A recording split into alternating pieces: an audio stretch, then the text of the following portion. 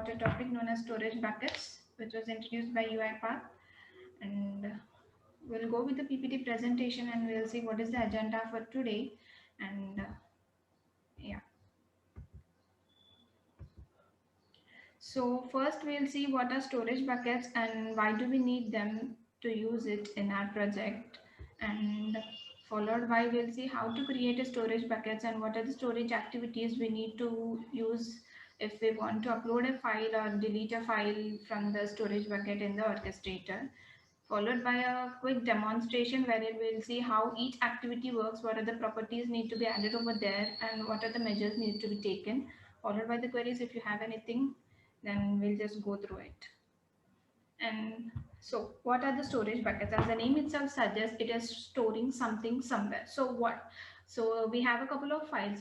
For suppose that we are working on a project and we have 10 files need to be processed. So while processing, I also want to store those files into the orchestrator so that my fellow developer once, so for suppose I'm processing 10 files, and after I have completed processing, my fellow developer want to perform some other actions on those files. So sharing them on the Google Drive or in a shared resources might be risky. It is not a secure place. So the storage buckets is something which UiPath provided us, where we can store the files and we can access them from there. So we have already aware that we have users in the orchestrator. So each user provided with the permissions to edit, delete, or view the storage buckets can perform the activities over there. So UiPath provides us three options to create the storage buckets. So as of now, we'll go with the orchestrator and we'll see what are the activities we need to perform over there.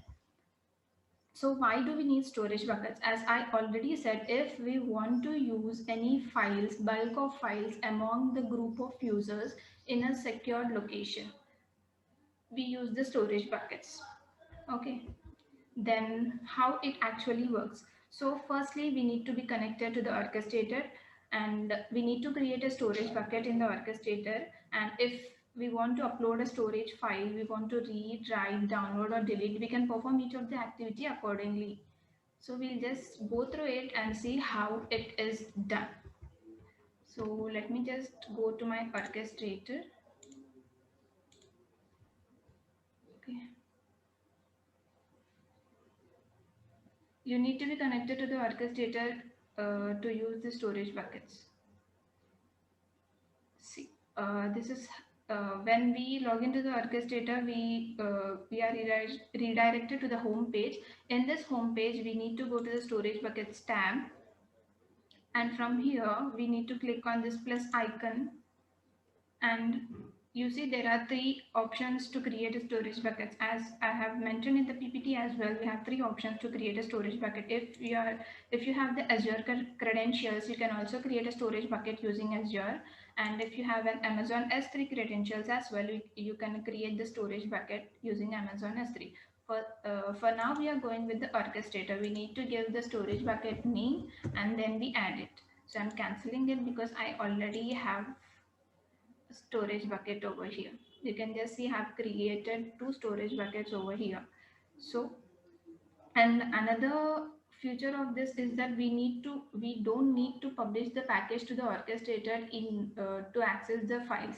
So basically what we do, we create a project. After creating the project, we publish it and then it is visible in the orchestrator, right? So in this, we don't need to do that. We use the storage activities and add the files to it, and when we run the bot, the files are automatically added over here. If you see, there are no files as of now over here. So let us quickly jump to the UiPath Studio and see how can we create a storage bucket process. So for this, you don't need to go to the sample process which we are familiar to use. We go with the orchestration process. So what is the orchestration process? It is a human intervention which has the persistent activities in it. So let us quickly jump and see what it is like. I have already created one. So you can just see it is not a sequence, it is a flowchart. It is a flowchart template.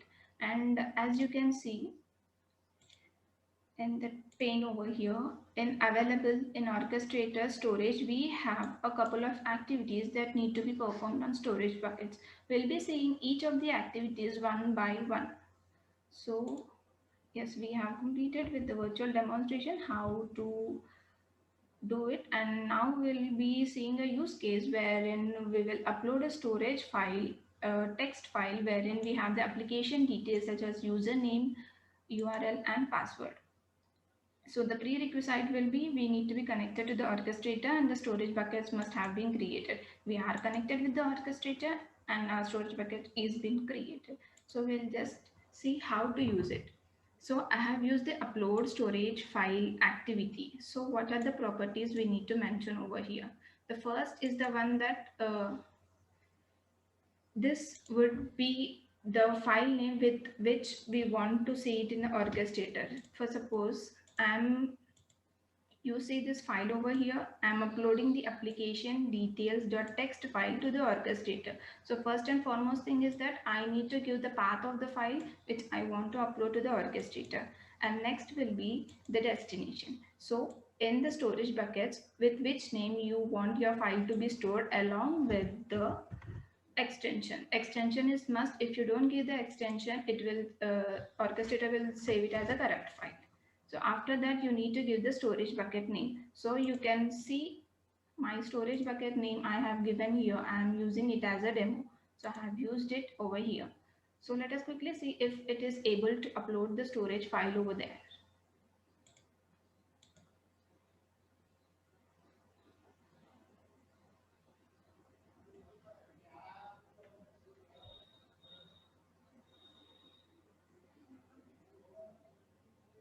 Okay, once the bot gets execution gets completed, we'll see over here. Okay, it has completed the execution and you can see the storage file is been updated over here. So once we have uploaded the storage file, let us take another activity wherein we will read the storage text.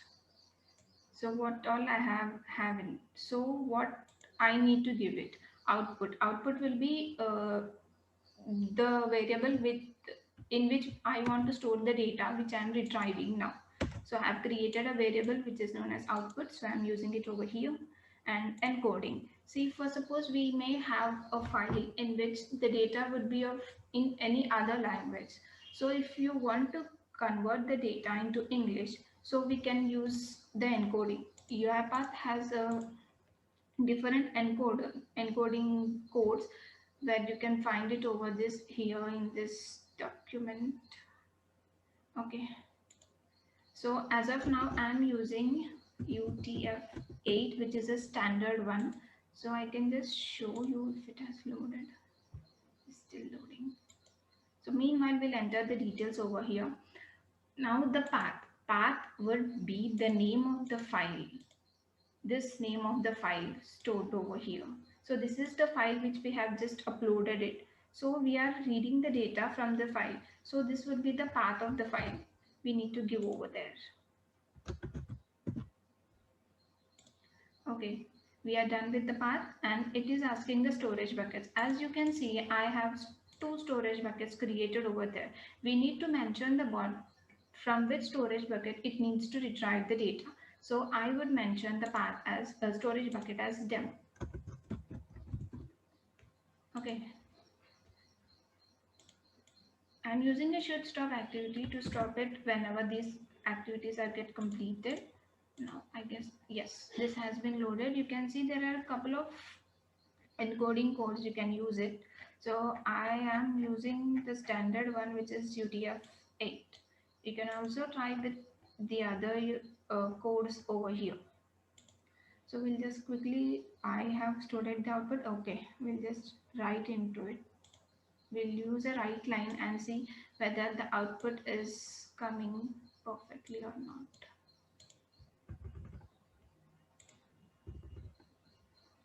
Okay. So good. I'll just quickly run it and see whether it is able to perform everything perfectly or not.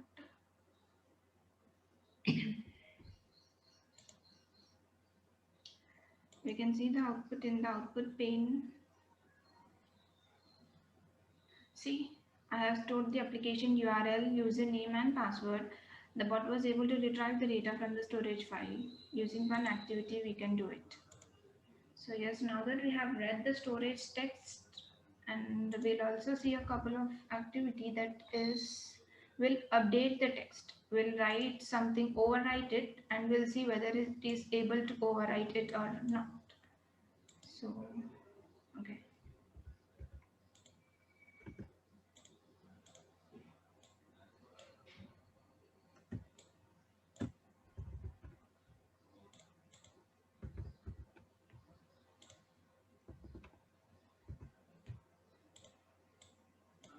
So in the write storage text, what we need to mention, the text which we want to overwrite it. So let us suppose we want to write it has updated.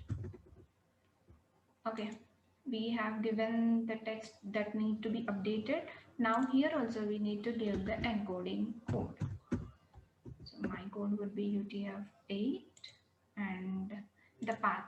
The path would be again the storage file name over here.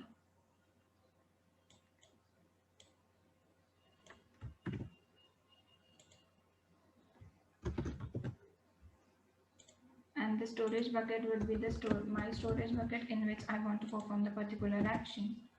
And then we'll quickly run it and see whether it is going well or not.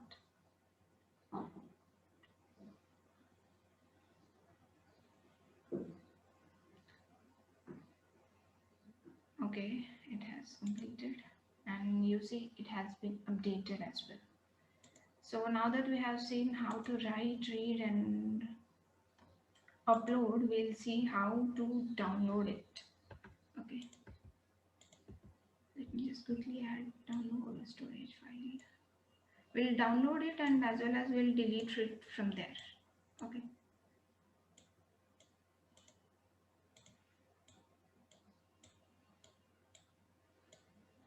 So download, I need to give the file path with which I want to download. That will be the credential text and the storage bucket name obviously, and that will be demo. Okay, naming convention and destination. So destination would be the path where you wanted to store the downloaded file along with the file name and also the extension. So as of now I want my text to be stored in this path. So good, and delete it. So what I want to delete, I wanted to delete this after downloading this file. I wanted to delete it from here. So I'll give this name over here to delete it, and I'll also give the storage bucket from which this particular file needs to be deleted. Yes, you're good to go. Well done it and see.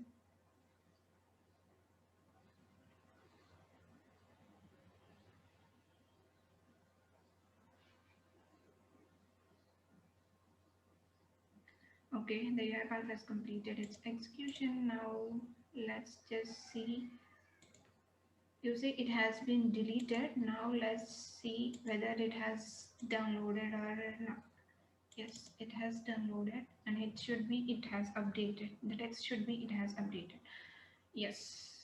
So this is the desired format we got. I guess we have completed everything. Okay. Let me just.